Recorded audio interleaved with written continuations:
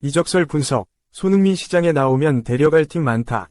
마감 일주일 남기고 토트넘 거취 논란 등장한 이유. 영국 현지 반응. 손흥민, 토트넘, 내년 시즌 토트넘을 떠날 수 있다는 주장이 나왔다. 미국의 스포츠 매체 SB 네이션은 최근 토트넘이 손흥민과 2026년까지 계약 연장 조항을 활성화할 것이다. 이것은 손흥민은 토트넘 미래에 대한 신호일 것이다. 지난 1년 동안 손흥민이 토트넘과 재계약을 체결할 거라는 소문이 많았지만 아무런 결과도 없었다 라고 말했다. 이어 유럽 이적 시장에 정통한 벤 제이콥스 기자는 토트넘이 손흥민 계약에 있는 옵션을 행사해 그를 1년 더 토트넘에 유지할 것이라고 한다. 손흥민은 잔류는 매우 타당하다. 또 중기적으로 토트넘이 손흥민에 대한 계획이 무엇인지에 대한 정보를 엿볼 수 있다 라고 전했다. 그러면서 이것은 다음 시즌이 끝날 때 손흥민을 내보내는 것과 손흥민을 장기 계약에 묶는 것의 차이를 나누는 것처럼 보인다. 현명한 결정은 아니다. 다니엘 레비 토트넘 회장은 선수 계약서에 1년 추가 조항을 넣는 것을 좋아한다. 이런 이유로 손흥민에게도 적용했을 것이다. 손흥민은 이번 시즌 33세가 되고 연장된 계약이 만료될 때는 34세가 된다. 프로축구 선수로서 심지어 손흥민만큼 사랑받는 선수라 할지라도 토트넘이 냉정한 결정할 것이다 라고 밝혔다. 이어 해리 케인이 바이에른 뮌헨으로 떠난 후 손흥민은 토트넘의 얼굴이 됐다. 하지만 어느 시점에서 토트넘이 손흥민을 어떻게 다룰지 알아낼 수 있을 것이다. 앞으로 그것을 알아내는데 1년이 더 있다. 어쩌면 손흥민은 결국 다음 시즌 매각되거나 2026년 6월 FA로 이적할 수 있다. 그는 그때 아마도 은퇴하거나 MLS로 이적하거나 K리그로 갈 수도 있다. 이렇게 되면 토트넘의 레전드 역할을 할 수도 있다. 손흥민의 우아한 은퇴와 영구적인 토트넘 홍보대사 역할을 할 수 있다. 토트넘에 손흥민의 동상이 하나 있어도 좋을 것이다 라고 설명했다. 2. 손흥민 방출하라. 전반전에 왜 안 빼냐? 아직도 선 의심하나? 이제 고작 한 경기 했다. 이제 고작 한 경기다. 개막전에서 부진했다는 이유로 손흥민을 방출해야 한다는 목소리가 나오는 건 과한 반응이다. 손흥민이 그간 토트넘 호스퍼에서 굴곡을 겪었음에도 결국에는 자신을 증명했다는 점을 생각하면 시간을 갖고 손흥민을 기다릴 필요가 있다는 걸 알 수 있다. 손흥민은 지난 20일 이하 한국 시간 영국 레스터에 위치한 킹파워 스타디움에서 열린 레스터 시티와의 2024에서 25시즌 잉글리시 프리미어리그 PL 개막 라운드 원정 경기에 왼쪽 측면 공격수로 선발 출전했다. 토트넘은 이 경기에서 전반 29분 라이트백 페드로 포로의 선제골로 리드를 가져왔으나 후반 12분 잉글랜드의 신데렐라로 불리는 37세 스트라이커 제이미 바디에게 동점골을 허용해 1에서 1로 비겼다. 안지 포스테코글루 감독과 함께 우승을 외치며 포스테코글루 체제 2년차를 시작한 토트넘은 리그 첫 경기에서 승점 1점을 얻는 데 그쳤다. 지난 시즌 초반 스트라이커로 활약했던 손흥민은 레스터와의 개막전에서 자신의 주 포지션은 왼쪽 측면 공격수로 출전했다. 최전방 공격 자원이 부족했던 지난 시즌과 달리 토트넘이 여름 이적 시장에서 도미닉 솔랑케를 영입해 손흥민을 다시 왼쪽 측면에 배치할 수 있었다. 다만 손흥민은 본인이 최고로 자신 있어 하는 포지션에서 뛰었음에도 불구하고 눈에 띄는 활약을 보여주지 못했다. 영국 매체 풋볼 런던에서 토트넘 전담 기자로 활동하는 알레스데어 골드는 경기 후 손흥민이 레스터전에서 몇 차례 반짝였지만 시간이 지날수록 그 반짝임은 빛을 발했다며 손흥민의 경기력이 아쉬웠다고 평가했다. 골드 외에도 복수의 현지 매체들은 손흥민에게 높은 평가를 내리지 않았다. 기계식 평점으로 유명한 축구 통계 매체 폼목도 손흥민에게 브레넌 존슨과 같은 평점을 줬다. 손흥민이 개막전부터 아쉬운 경기력을 보이자 영국 현지에서 손흥민을 강도 높게 비판하는 의견이 등장했다.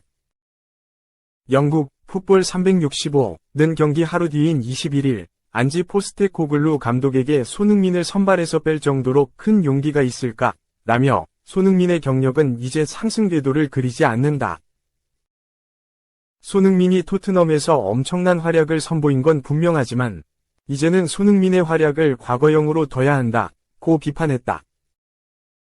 그러면서 토트넘의 캡틴이자 핵심인 손흥민조차 이제는 명단에서 제외될 수 있다고 했다.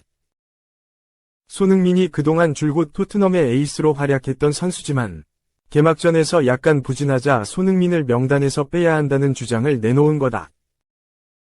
풋볼 365는 손흥민이 지난 시즌 후반기부터 이어진 부진에서 빠져나오지 못하고 있다고 목소리를 높였다. 시즌이 한창이었던 지난 1월 2023 아시아 축구연맹 AFC 카타르 아시안컵에 다녀온 뒤 기량이 급격하게 떨어진 이후 지금까지 그 여파가 계속되고 있다는 게 매체의 분석이다. 매체는 손흥민이 지난 시즌 리그에서 17골 10도움을 기록했지만 17골 중 대다수가 시즌 초반에 터졌다는 점을 이유로 들었다. 하지만 정작 아시안컵에 다녀온 뒤로는 15경기에서 5골을 넣었고 가장 최근 경기에서 2골 2도움에 그쳤다면서 손흥민이 아시안컵을 기점으로 부진에 빠졌다고 설명했다.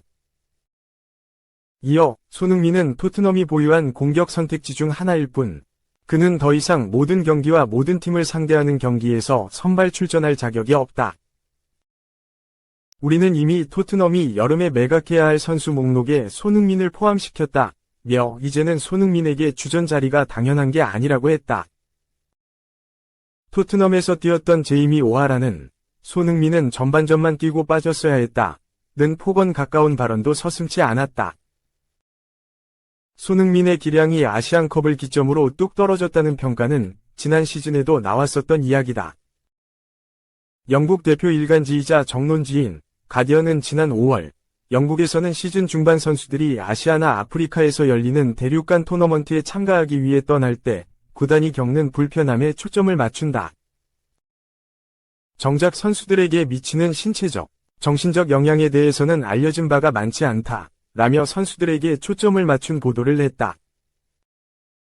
매체는 시즌 중반에 대륙컵에 참가해야 하는 선수들은 이해가 필요하다. 유럽에서 뛰는 빅클럽의 스타들은 일반적으로 자국에서도 스타 선수이거나 그 이상이며 그에 따른 압박을 받는다. 라면서 손흥민은 1월 6일부터 2월 6일까지 한국에서 7경기를 뛰었고 2월 10일 다시 클럽에서 뛰었다. 라며 손흥민을 언급했다. 실제로 손흥민은 아시안컵과 대회 전후로 지나치게 많은 경기를 소화했다. 이번 시즌 초반부터 쉼없이 달린 손흥민은 아시안컵에서 치른 6경기에도 모두 출전해 풀타임을 뛰었다. 단순히 정규 시간 출전만 계산해도 540분, 연장까지 치렀던 사우디아라비아전과 호주전의 추가 시간까지 포함하면 600분 이상을 소화한 손흥민이다. 가디언은 요르단전 패배 이후 손흥민은 화가 나서 말을 할 수 없었고 그가 충분히 지쳤다고 암시한 것도 놀라운 일이 아니다. 프리미어리그에 복귀한 손흥민은 탈구된 손가락을 묶은 채 경기를 치렀고 이후로 손흥민은 그렇게 날카롭지 않았다고 했다. 풋볼 365위 비판은 계속됐다. 매체는 토트넘이 에버턴전에서 손흥민이 아닌 최근 영입한 윌송 오도베르를 선발로 기용할 기회라면서 에버턴을 상대로 빠르고 기술 좋은 드리블러를 기용해야 한다고 밀어붙였다. 매체는 에버턴은 손흥민이 폼을 되찾기에 좋은 기회가 될 수 있지만 새로운 빠르고 기술 좋은 드리블러를 기용해 상대를 흔드는 걸 고려하는 게 더 흥미롭다면서 일주일 전만 하더라도 손흥민을 선발에서 빼고 윌송 오도베르를 내보내야 한다. 는 말은 미친 소리처럼 들렸겠지만 지금 상황에서는 이 의견이 타당하다는 걸 부정하기 힘들다고 했다. 풋볼 365가 못할 지적을 했다고 보기는 힘들다. 손흥민이 레스터전에서 침묵했다는 건 사실이다. 그러나 이제 고작 한 경기, 그것도 개막전을 치렀다. 모든 선수들이 개막전부터 잘할 수는 없다. 매 시즌 초반은 선수들의 몸이 제대로 풀리지 않아 부상이 자주 나오는 시기이기도 하다. 손흥민 역시 컨디션이 100%일 가능성은 낮다.